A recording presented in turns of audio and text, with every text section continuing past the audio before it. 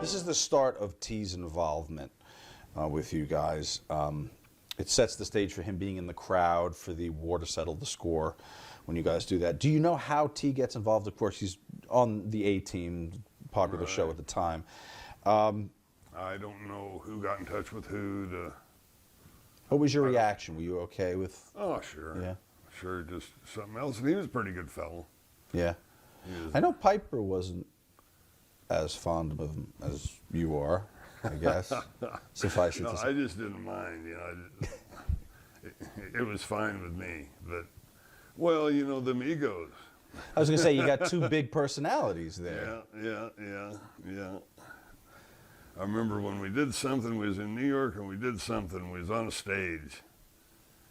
And completely unknown to anybody, T dove on Roddy and took him down. I think Roddy might have ended up on top. A press conference type thing? Yeah, but I know I went out and I grabbed T.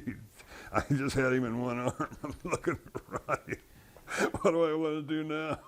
So you didn't know it was going to go down? No, it was great.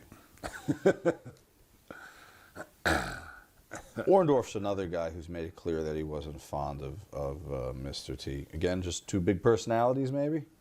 Oh, I don't know. I think some folks, you know, were tight-knit, you might say, and you got someone from the outside coming in, and maybe some fellas don't like or appreciate that. Like, see, you know, I was just along for the ride. Mm-hmm. You know, I was just happy to be there. Let's see. Do you think Roddy crossed the line with some of the promos about T? Today you couldn't do it. Just flat out, they'd never air things of such a racially sensitive nature. Isn't that a shame? But well, listen, if you're trying to draw heat, yeah, it is a shame because that's a very effective tool. People are just nutty nowadays. My God, just take a step back, take a breath of fresh air, and enjoy what's going on. You see something like that, enjoy it, embrace it. I mean, it's great entertainment, it's fun, but everyone's just so uptight about things that are. Who cares? You know, anybody can do whatever they want to do as long as they're not killing somebody or stealing from somebody. Right.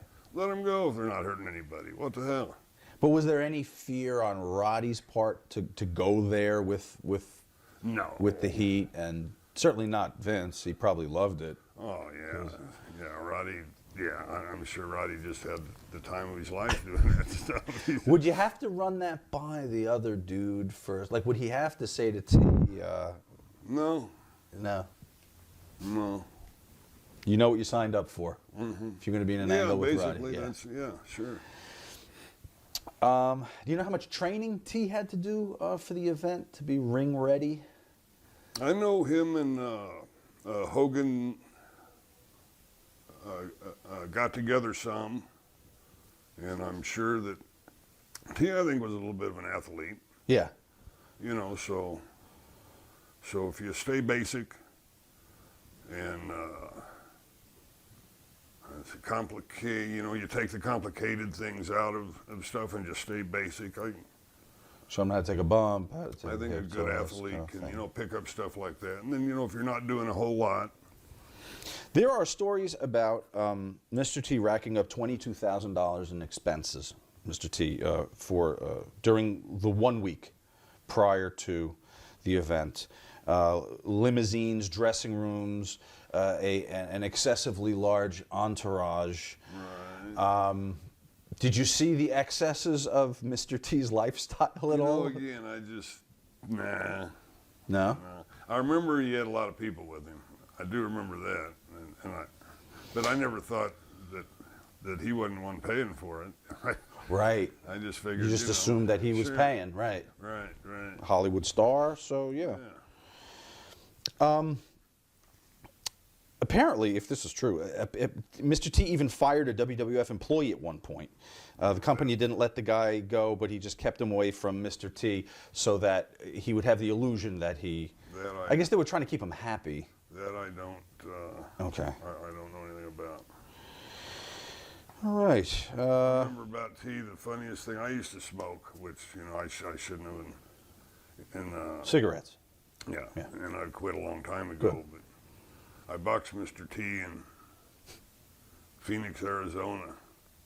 Oh, for that another Saturday night's main event, I think, right? Yeah, and I come back and he's in the room there, and he's got the oxygen and everything, and I'm walking by and hey man, I said, no, I'm good. I held up my cigarette and beer. I said, I'm good.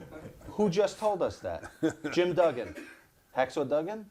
What was it? Someone just told us that story, that T was laying on the floor and you walked in smoking a cigarette. Yeah, Yeah, someone just told us that. And I had a beer in my hand. I think it was Duggan. And I had a beer in my hand. That's fantastic. I said, no, man, I'm good. Well, you know what? The conditioning of you guys, all jokes aside, to be doing that 300 dates a year, smoking or no smoking, Yeah.